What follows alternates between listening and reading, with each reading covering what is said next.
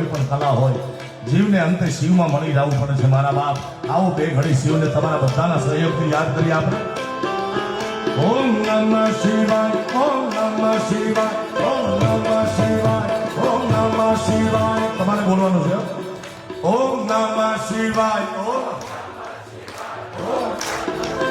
જાગો જાગો